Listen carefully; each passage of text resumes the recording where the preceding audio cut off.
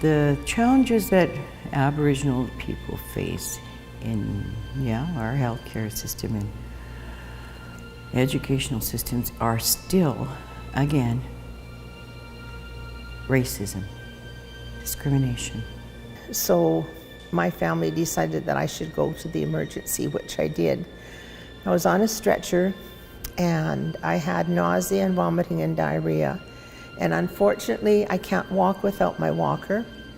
I didn't have my walker, and my son and husband had left me to have something to eat, so they weren't there to help me. And I asked a nurse going by, could you please help me to the bathroom? No.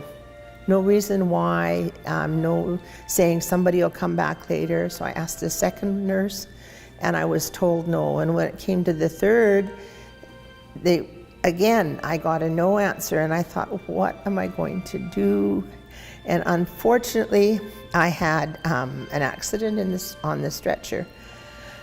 So I was laying there, I was very ashamed, I was sad, I felt bad, I felt hurt, and I felt angry. And then the nurses were standing in the corner, and I heard them say, who's going to clean up that damned old Indian woman in Stretcher Bay 5? So how do you feel when you hear that? Like, I wanted to crawl under the mattress, but I also wanted to get out and punch somebody. I was taken from my babysitter off the reserve by an Indian agent and sent to mission in Williams Lake. I didn't stay there very long, but the damage was done. Abused sexually. 3 weeks is all it took. I didn't know my language. I didn't know English. I only knew my language. So I was a prime candidate for the abuser. I've been trying to get help in this town. It feels like you're telling a lie to them. That's what they perceive. That's the way they see it. I believe deep down inside. So you close off. You don't want to explain it to anybody. To me, cultural safety is something that I'm extremely passionate about. It's something that I think we should all have as a way of being, not just non-Indigenous people towards Indigenous people and vice versa. And it's a way of developing relationships, and first of all, having to know who you are, what your identity is, who you are and where you came from, and what your own personal beliefs are. And learning when you're developing a relationship with someone else that you're not transferring your beliefs to what you think they should be doing. And also, it's in healthcare, it's sharing the power. Like in the old days, the doctor would tell the nurse and the nurse would tell the patient, this is what you're going to do. And if you're practicing in a culturally safe way, the patient or the client knows more about themselves than anyone else.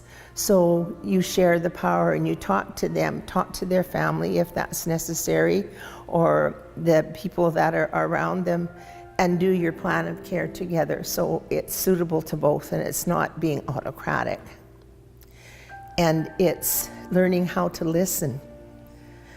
We don't listen very well.